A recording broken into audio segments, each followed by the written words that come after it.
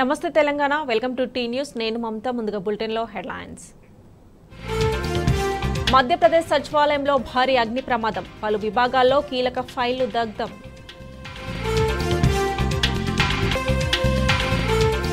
పంటలు కాపాడుకోవడానికి అన్నదాతల అగచాట్లు వాటర్ ట్యాంకర్లతో పొలాలకు నీళ్లు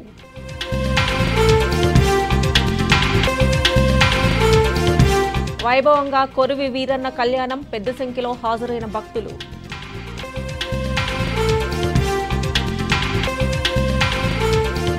వేడెక్కుతున్న అమెరికా అధ్యక్ష ఎన్నికల క్యాంపెయిన్ ట్రంప్ వల్ల ప్రపంచానికే ముప్పు ఉందన్న బైడెన్ రెండో ఇన్నింగ్స్లో ఎదురీదుతున్న ఇంగ్లాండ్ 103 పరుగులకే 5 వికెట్లు అవుట్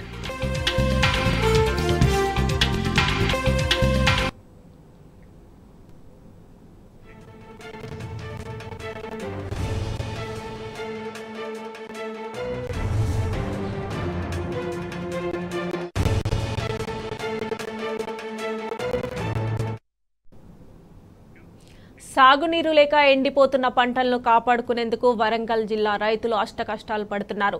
రాయపర్తి మండలం సపావత్ తండాలో ట్యాంకర్ల ద్వారా నీళ్లు తెచ్చి పొలం పారిస్తున్నారు.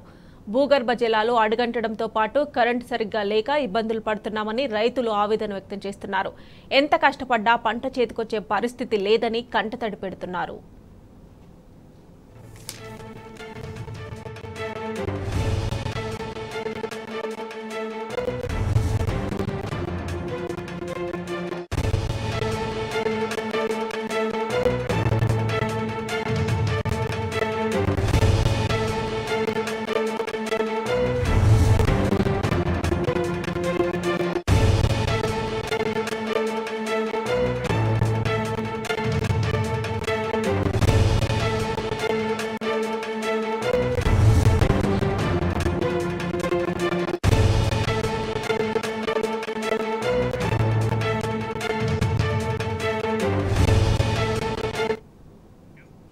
సాగునీరు లేక ఎండిపోతున్న పంటలను కాపాడుకునేందుకు వరంగల్ జిల్లా రైతులు అష్టకష్టాలు పడుతున్నారు.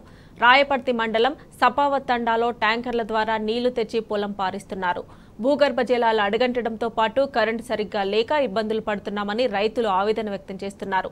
ఎంత కష్టపడ్డా పంట చేతికొచ్చే పరిస్థితి లేదని కంటతడి పెడుతున్నారు.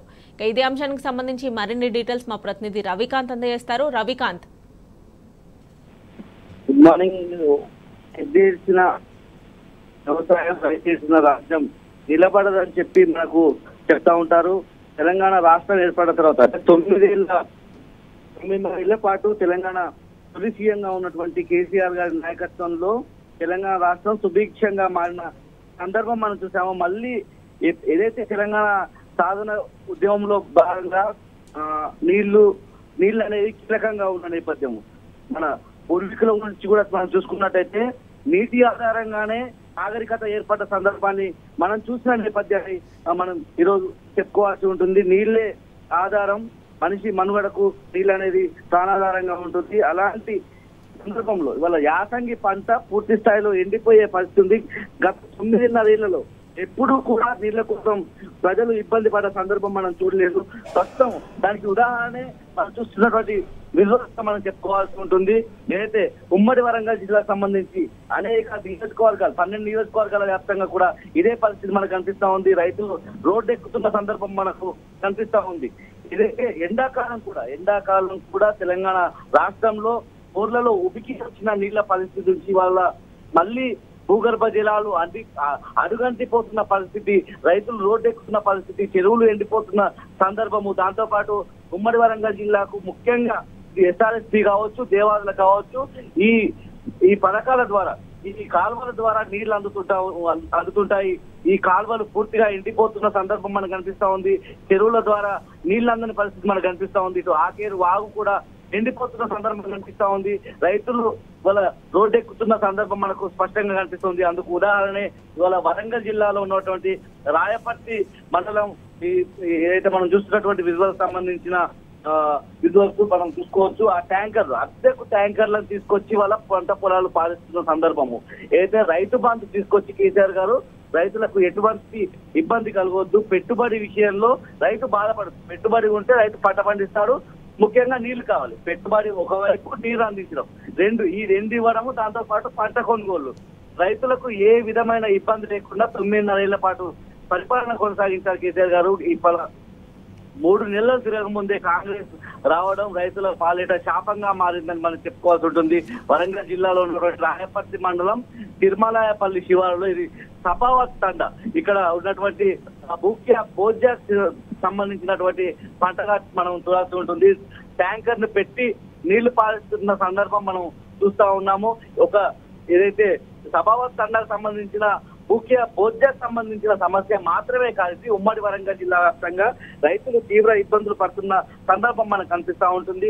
గొలుసు కట్టు చెరువులకు ఆధారం వరంగల్ జిల్లా మనం చెప్పుకోవాల్సి ఉంటుంది. కాకతీయులు గొలుసు కట్టు చెరువుల ద్వారా నీరందించిన సందర్భాన్ని దాన్ని స్ఫూర్తిగా తీసుకున్నటువంటి తొలి తెలంగాణ ప్రభుత్వము ఇవాళ రైతులకు నీరందించడంలో అలాంటి మార్గాలను అన్వేషిస్తూ మిషన్ కాకతీయ కావచ్చు, ఇట్లాంటి అనేక పథకాలను ప్రవేశపెట్టి రైతులకు నీరందించిన సందర్భాన్ని చూసాము. అలాంటి స్ఫూర్తికి నిలయమైనటువంటి పాకాల ఆయకట్టుకు సంబంధించినటువంటి అక్కడి రైతులు కూడా తీవ్రంగా ఇబ్బందులు పడుతున్న సందర్భం మనం చూసుకోవచ్చు. పాకాల ఆయకట్టుకు సంబంధించిన సంగం కాలువ శివార్లోని 100 ఎకరాలు నీరందక ఇవాళ ఇబ్బందులు పడుతున్న సందర్భాలు చూసాము. ఇటీవల నీళ్ల కోసం ఏదైతే ఎస్ఆర్ఎస్పీకి సంబంధించిన DBM 31 అదే 28 ఇక్కడికి సంబంధించిన కెనాలను ఆధారం చేసుకొని పంటలు పండించే రైతులు కూడా రోడ్డెక్కి ధర్నా చేసిన సందర్భం కూడా మనం ఇటీవల కాలంలో మనం చూసాము. పూర్తి స్థాయిలో వాళ్ళంతా సాగునీటి కోసం ధర్నా చేశారు, రోడ్డెక్కిన సందర్భం. ఇటు ఉమ్మడి వరంగల్ జిల్లాకు సంబంధించి హన్మకొండ జిల్లాలో ఉన్నటువంటి ఏదైతే ఎస్ఆర్ఎస్పీ కాలువ విషయంలోనూ ఇక్కడ నీళ్ళందక ఇబ్బందులు పడుతున్నారు రైతులు. మొక్కజొన్న పంట కావచ్చు పూర్తిగా ఎండిపోతున్న సందర్భం మనం చూద్దాం. అటు పక్కనే ఉన్నటువంటి స్టేషన్ గన్పూర్ సంబంధించి లింగాల గణపూర్ ఇతర మండలాలు కూడా అక్కడ కూడా పూర్తి స్థాయిలో ఇబ్బంది పడుతున్నారు. ముఖ్యంగా జనగామ ప్రాంతము, కప్పటి మహబూబ్ నగర్ అనే ప్రాంతం ఏ విధంగా అంటే ఉమ్మడి పాలమూరు ప్రాంతము నీరందక ఎలాంటి ఇబ్బందులు పడ్డ సందర్భము అనిపించిందో అలాంటి తీవ్ర దుర్భిక్షాన్ని ఎదుర్కొన్నటువంటి జనగామ ప్రాంతము మళ్ళీ 9.5 ఏళ్ల తర్వాత అక్కడ మళ్ళీ సుభిక్షంగా మారిన సందర్భము. రైతులు వరి ధాన్యం ఉత్పత్తిలో జనగామది కూడా కీలకంగా మారిన సందర్భం. అంటే జనగామ ప్రాంతం ఒకప్పుడు చేర్యాల కావచ్చు, జనగామ కావచ్చు, ఈ ప్రాంతం నుంచి పూర్తి దుర్భిక్షంగా ఉన్నటువంటి ప్రాంతాన్ని పూర్తిగా సుభిక్షంగా మారిన సందర్భం నుంచి మళ్ళీ అక్కడ కరువు కోరలు చాస్తున్నాయని మనం చెప్పుకోవాల్సి ఉంటుంది. జనగామ ప్రాంతం అంతా కూడా మళ్ళీ కరువు బారిన పడుతున్న సందర్భాన్ని చూస్తున్నాము.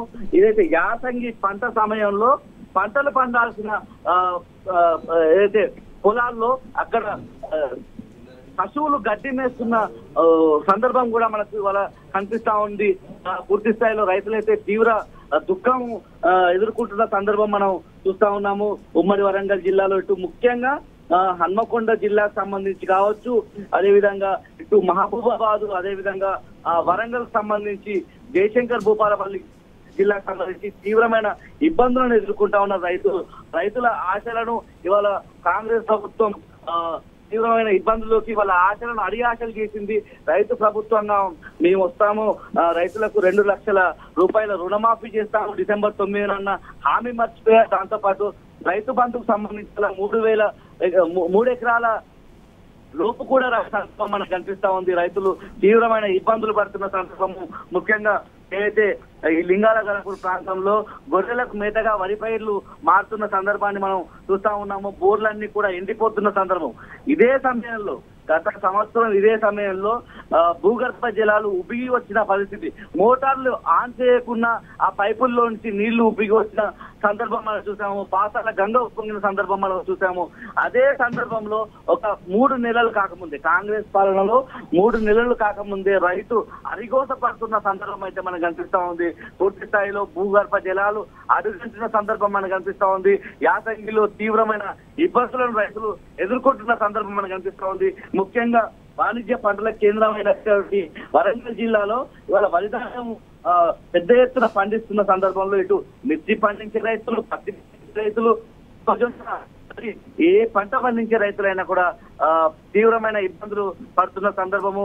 పూడిక తీసి ఇవాళ క్రేన్ల ద్వారా వాటర్ను తోలిపోసుకునే సందర్భం ఉమ్మడి వరంగల్ జిల్లాలో వచ్చిందంటే ఆశ్చర్యం లేకపోలేదు. ఇదంతా కూడా గత సంవత్సరం ఇదే సమయానికి ఇదే ఎండాకాలం నడి ఎండాకాలంలో అన్ని చెరువులు అలుగులు పోసిన సందర్భాన్ని మనం చూసాము. ఇవాళ నీళ్ళన్నీ కూడా అడుగంటిపోతున్నాయి. చెరువులు ఎండిపోవడం మనం చూస్తా ఉన్నాము, కాలువలు ఎండిపోవడం మనం చూస్తా ఉన్నాము. ఏదైతే కేసీఆర్ గారు ఎన్నికల సమయంలో ఏదైతే చెప్పారో కాంగ్రెస్ వస్తే నీళ్లు రావు, రైతులు ఇబ్బందులు పడతారనే చెప్పిన మాటలకు కాంగ్రెస్ పాలన అక్షర సత్యంగా మనకు కనిపిస్తూ ఉంది. ఇవాళ రాయపత్రికి సంబంధించినటువంటి ఈ విజువల్సే అందుకు మనం ఉదాహరణగా చెప్పుకోవాల్సి ఉంటుంది.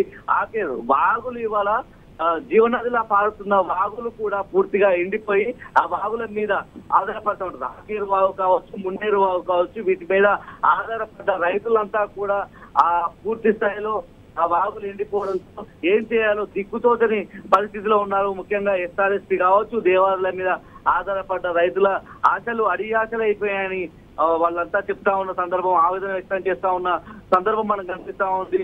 ముఖ్యంగా నీటిపారుదలకు సంబంధించిన అధికారులకు కూడా క్లారిటీ లేదని మనం చెప్పుకోవాల్సి ఉంటుంది. పూర్తిగా ఉమ్మడి వరంగల్ జిల్లా వ్యాప్తంగా ఇటు జయశంకర్ భూపాలపల్లి, అదేవిధంగా హన్మకొండ, వరంగల్, మహబూబాబాద్, జనగామ ఈ ప్రాంతంలో రైతులంతా కూడా తీవ్రమైన ఇబ్బందులు నీటి విషయంలో ఎదుర్కొంటా ఉన్న సందర్భం మనకు కనిపిస్తా ఉంది. టీవీస్ లో కనిపిస్తున్నటువంటి ఆ వాటర్ ట్యాంకర్ ద్వారా కనిపిస్తున్న విజువలే అందుకు ఉదాహరణ. ఇవాళ పంట పెట్టుబడి కూడా తీవ్రంగా 3,000 రూపాయలు ఉంటుంది. తీవ్రంగా ఆ పంట పెట్టుబడి కూడా మనకు పెరుగుతున్నట్టుగా మనకు కనిపిస్తోంది. అందుకు తగ్గ ఏదైతే మద్దతు ధర తగ్గుతుంది దాని విషయంలో కూడా రైతు ఇబ్బంది పడుతున్నాడు. తమ పంట చేలను పట్టుకొని వాళ్ళ కన్నీళ్లు పెట్టుకునే దుస్థితికి రైతు దిగజారిపోయాడని మనం చెప్పుకోవాల్సి ఉంటుంది. ముఖ్యంగా చివరగా ఇవాళ రైతు చేసిన రాజ్యము, చేసిన వ్యవసాయం నిలవదు, ఆ రాజ్యం ఎప్పుడు బాగుపడదనే అని రైతులంతా కూడా చర్చించుకున్న సందర్భం గ్రామాల్లో ముఖ్యంగా గ్రామీణ ప్రాంతాల్లో మనకు కనిపిస్తా ఉంది. Right Ravikant, thanks for updates.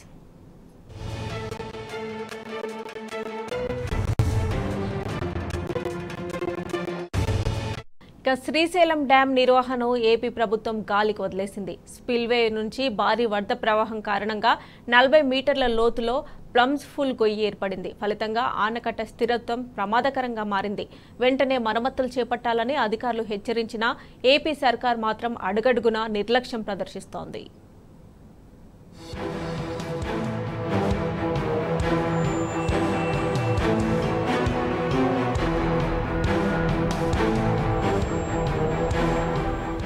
కృష్ణానదిపై ఉన్న శ్రీశైలం డ్యాం భవితవ్యం ప్రశ్నార్థకంగా మారనుంది. డ్యాం వద్ద ప్రమాదం తలెత్తే పరిస్థితులు నెలకొన్నా ఆంధ్రప్రదేశ్ సర్కార్ అడుగడుగునా నిర్లక్ష్యం ప్రదర్శిస్తోంది. నిపుణుల కమిటీల హెచ్చరికలను ఆ ప్రభుత్వం పెడచెవిన పెడుతోంది. ఎలాంటి మరమ్మతులు చేయించకపోవడంతో రాను రాను డ్యాం మరింత డ్యామేజీకి గురవుతుందన్న ఆందోళన నెలకొంది.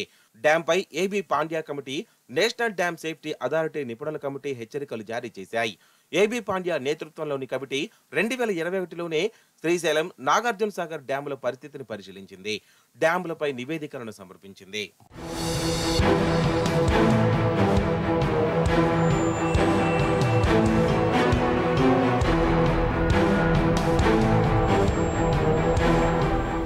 శ్రీశైలం డ్యాం స్పిల్వే నుంచి వచ్చే భారీ ప్రవాహానికి 40 మీటర్ల లోతులో ప్లంజ్ పూల్ గొయ్యి ఏర్పడిందని, ఈ నేపథ్యంలో స్పిల్వే దిగువన భద్రత పనులను వెంటనే చేపట్టాలని, స్కై జంప్ బకెట్ కు మరమ్మతులు చేయించాలని ఆదేశించింది. అందుకు 800 కోట్ల వరకు వ్యయం అవుతుందని అంచనా వేసింది. అదేవిధంగా సాగర్ డ్యాంలో స్పిల్వే మార్గాలపై కాంక్రీట్ దెబ్బతిన్నదని, గ్యాలరీలోనూ కొన్ని సీపేజీ రంధ్రాలు, కుడికాల్వ హెడ్ రెగ్యులేటరీ గేట్లు, ఒక వర్టికల్ గేట్ కు మరమ్మతులు చేయించాలని, అందుకు దాదాపు 20 కోట్లు అవసరమవుతాయని ఆ కమిటీ నివేదించింది. ఆ కమిటీ సిఫార్సుల మేరకు గత బీఆర్ఎస్ ప్రభుత్వం వెంటనే నాగార్జున సాగర్ డ్యాం మరమ్మతు పనులు చేపట్టింది. కానీ ఏపీ సర్కార్ మాత్రం శ్రీశైలం ప్రాజెక్టుకు సంబంధించి మరమ్మతు పనులను ఇప్పటికీ చేపట్టలేదు. నిర్వహణను గాలికి వదిలేసింది. నాగార్జున సాగర్, శ్రీశైలం డ్యాంల భద్రత పరిశీలన కోసం ఎన్డీఎస్ఏ, సిడబ్ల్యూసి, కేఆర్ఎంబీ ఇరు రాష్ట్రాలకు చెందిన అధికారులతో కేంద్ర జలశక్తి శాఖ ప్రత్యేక కమిటీని ఏర్పాటు చేసింది. ఆ బృందం ఫిబ్రవరిలో శ్రీశైలం డ్యాంను క్షేత్రస్థాయిలో పరిశీలించింది. ఏపీ ప్రభుత్వ ప్రాజెక్టు నిర్వహణ తీరును చూసి తీవ్ర ఆందోళన వ్యక్తం చేసింది. డ్యాం ఎంతటి ప్రమాదకర పరిస్థితిలో ఉందో 2 సార్లు తన నివేదికల్లో ఆ కమిటీ వెల్లడించింది. తక్షణమే మరమ్మతు పనులు చేపట్టాలని సూచించింది. స్పిల్వే దిగువన ప్లంజ్ పూల్ మరింత లోతుకు, ఆనకట్ట పునాది వైపునకు విస్తరిస్తుందని, ఫలితంగా పునాది నిర్దేశిత గ్రేడ్ కంటే చాలా తక్కువకు పడిపోతుందని, దీంతో ఆనకట్ట స్థిరత్వం ప్రమాదకరంగా మారిందని హెచ్చరించింది.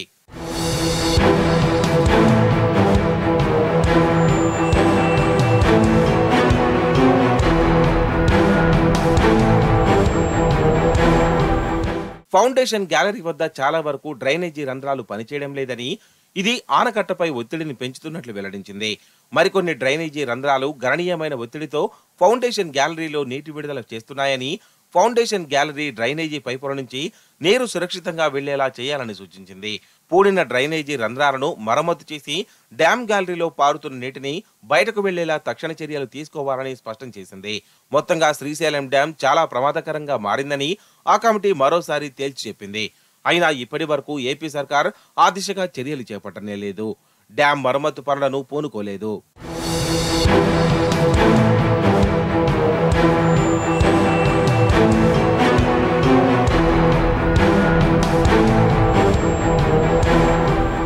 శ్రీశైలం డ్యాం నిర్వహణను గాలికొదిలేసిన ఏపీ సర్కార్ మరోవైపు నాగార్జున సాగర్ డ్యాం మరమ్మతు పనులు ముందుకు సాగకుండా కొర్రీలు పెడుతోంది.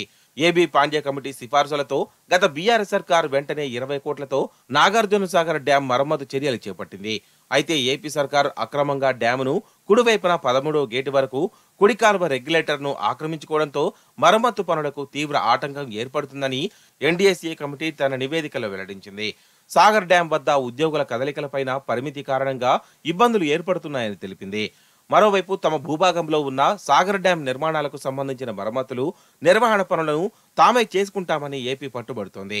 ఇదే విషయమై ఇటీవల కేఆర్ఎంబీకి లేఖ రాయడం కొసమెరుపు. దీంతో సాగర్ డ్యాం పనులపైన సైతం సందిగ్ధత నెలకొంది. ఈ కారణంగా సాగర్ భద్రత కూడా ప్రశ్నార్థకంగా మారిందని తెలుస్తోంది.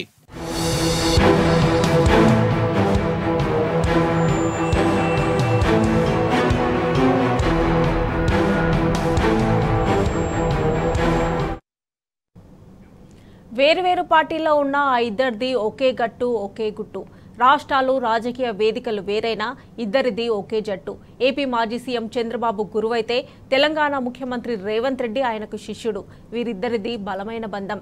పచ్చి తెలంగాణ వ్యతిరేక అయిన బాబు రేవంత్తో రహస్యంగా సమావేశమవడం రాజకీయ వర్గాల్లో కలకలం రేపుతోంది. ఓవైపు బీజేపీతో పొత్తులోకి దిగిన టీడీపీ అధినేత చంద్రబాబు, మరోవైపు మోదీతో సఖ్యత నిలుపుతున్న కాంగ్రెస్ సీఎం రేవంత్, ఇద్దరి కలయిక తెలంగాణ సమాజంలో కొత్త అనుమానాలను రేకెత్తిస్తోంది.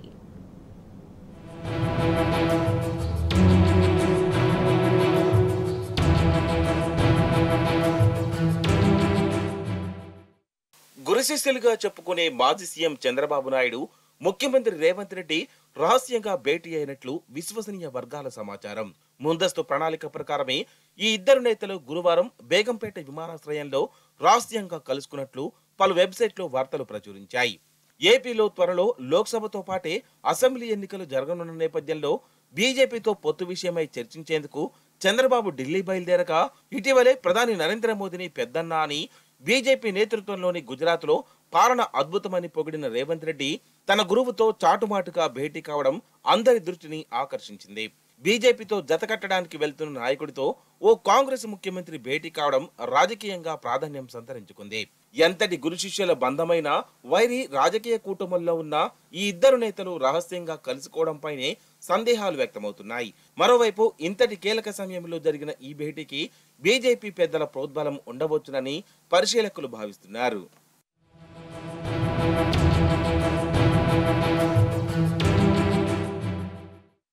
ఏపీలో జగన్ సర్కార్ ని ఏం చేసైనా కూల్చేయాలని కంకణం కట్టుకున్న చంద్రబాబు ఇప్పటికే పవన్ కళ్యాణ్ నేతృత్వంలోని జనసేనతో జతకట్టి బీజేపీతో పొత్తుకు వెంపర్లాడుతున్నారు. ఆ ప్రయత్నంలోనే బీజేపీ ఢిల్లీ పెద్దలతో చర్చించేందుకు ఆయన గురువారం ప్రత్యేక విమానంలో బయలుదేరేందుకు బేగంపేట విమానాశ్రయానికి చేరుకున్నారు. అదే సమయంలో సీఎం రేవంత్ రెడ్డి కూడా ఎయిర్పోర్ట్ కు వచ్చారు. లోక్సభ అభ్యర్థులను ఎంపిక చేయడానికి ముఖ్యమైన నేతలను కాంగ్రెస్ అధిష్టానం పిలవడంతో రేవంత్ ఢిల్లీ బయలుదేరారు. రేవంత్ తో పాటు డిప్యూటీ సీఎం భట్టి విక్రమార్క, మరో మంత్రి ఉత్తమ్ కుమార్ రెడ్డి కూడా కాంగ్రెస్ అధిష్టానం ఆహ్వానం పొందింది. అయితే కేంద్ర మంత్రులతో భేటీ ఉన్నందున భట్టి విక్రమార్క ఉదయమే ఢిల్లీ వెళ్లిపోయారు. ఇక రేవంత్, ఉత్తమ్ కలిసి ఢిల్లీ వెళ్లాల్సి ఉండగా రేవంత్ ఒకంత ముందుగానే ఎయిర్పోర్ట్ కు చేరుకున్నట్లు తెలిసింది. చంద్రబాబును కలుసుకునేందుకే ఆయన ముందుగా వచ్చినట్లు భావిస్తున్నారు. గురువారం సాయంత్రం 3:30 నుంచి 5:30 వరకు బాబు రేవంత్ మంతనాలు సాగించినట్లు చెప్తున్నారు. వీరి భేటీకి సంబంధించిన ఫోటోలు మాత్రం బయటకు రాకుండా గట్టి జాగ్రత్తలు తీసుకున్నారు. సాధారణ విమాన ప్రయాణికులు కనీసం గంట ముందు విమానాశ్రయాలకు చేరుకోవాలి. కానీ కేవలం తమ కోసమే ఈ ఇద్దరు నేతలు ప్రత్యేక విమానాలు ఏర్పాటు చేసుకున్నందున వారు ఎప్పుడు కోరుకుంటే అప్పుడే అవి టేకాఫ్ అవుతాయి. అందువల్ల బాబు రేవంత్ల భేటీ యాదృచ్ఛికం కాదు, ప్రణాళిక ప్రకారమే జరిగిందన్న వాదనలు వినిపిస్తున్నాయి.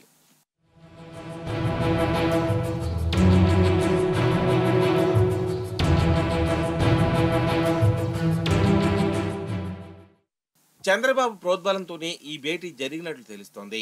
ఏపీ అసెంబ్లీ ఎన్నికల్లో తనకు మద్దతు ఇవ్వాలని ఆయన తన శిష్యుడు రేవంత్ను కోరినట్లు సమాచారం. ఇటీవల తెలంగాణ అసెంబ్లీ ఎన్నికల్లో తెలుగుదేశం పార్టీ కాంగ్రెస్ కు మద్దతిచ్చిన సంగతి తెలిసిందే. ఆ క్రమంలో టీడీపీ కనీసం తన అభ్యర్థులను పోటీకి కూడా దించలేదు. ఇందుకు ప్రతిఫలంగా తనకు ఏపీ ఎన్నికల్లో సహకారం అందించాలని చంద్రబాబు కోరినట్లు చెప్తున్నారు. టీడీపీ బీజేపీ మధ్య పొత్తు కుదిరినప్పటికీ తగిన సాయం చేస్తానని రేవంత్ తన గురువుకు వాగ్దానం చేసినట్లు సమాచారం. అయితే అధికారికంగా కాంగ్రెస్ పార్టీ పక్షాన మాత్రం ఎటువంటి మద్దతు ఉండదని చెప్పినట్లు తెలిసింది. తెలంగాణలో కాంగ్రెస్ పార్టీ నుంచి బరిలో దిగనున్న అభ్యర్థులపై కూడా సమాచారం ఇచ్చిపుచ్చుకున్నట్లు వినికిడి. తెలంగాణలో టీడీపీకి ఎలాగైనా జవసత్వాలు కలిగించాలని భావిస్తున్న చంద్రబాబుకు కాంగ్రెస్ పార్టీ నుంచైనా తన శిష్యుడు సీఎం కావడంతో ఒకంత ఆశ పెరిగింది. ఇదే సమయంలో ఏపీలో అసెంబ్లీ ఎన్నికల్లో తెలంగాణ సరిహద్దుల నుంచి ఎలాంటి సహాయాన్ని కావాలనుకుంటున్నారో చంద్రబాబు తన శిష్యుడితో స్పష్టంగా చర్చించినట్లు తెలుస్తోంది. టీడీపీకి ఆర్థికంగా సహాయ సహకారాలు అందించే బడా బాబులందరూ హైదరాబాద్ లో వివిధ వ్యాపారాలు నిర్వహిస్తున్న వారే. ఈ నేపథ్యంలో వారి నుంచి ఎన్నికల ఖర్చులకు నగదును తరలించాల్సి ఉంటుంది. ఈ కోణంలోనే రేవంత్ నుంచి సహాయ సహకారాలు కోరి ఉండవచ్చని పరిశీలకులు అంచనా వేస్తున్నారు.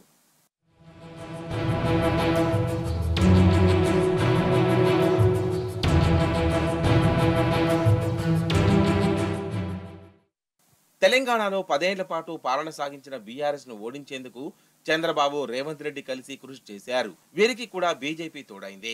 అధికారానికి వచ్చిన తర్వాత రేవంత్ రెడ్డి పాలన ఒకనాటి చంద్రబాబు ప్రభుత్వాన్ని తలపిస్తుందన్న విమర్శలు వినిపిస్తున్నాయి.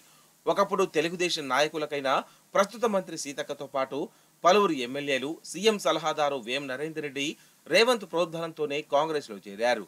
అధికారాన్ని చేపట్టింది మొదలు రేవంత్ అటు పార్టీలో ఇటు ప్రభుత్వంలో తన వర్గాన్ని క్రమంగా పెంచుకుంటున్నారు. ఇటీవల ప్రధాని మోదీని పెద్దన్న అన్న సంబోధిస్తూ బీజేపీ పాలనను అభినందించారు. మరోవైపు బీజేపీ రాష్ట్ర మాజీ అధ్యక్షుడు లక్ష్మణ్ లోక్సభ ఎన్నికల తర్వాత కాంగ్రెస్ ప్రభుత్వం పడిపోతుందని జోస్యం చెప్పడం, ఇంకోవైపు చంద్రబాబు బీజేపీతో పొత్తు పెట్టుకోవడం, ఈ పరిణామాలు ఎటువైపు దారి తీస్తాయోనన్న ఆసక్తి సర్వత్రా నెలకొంది.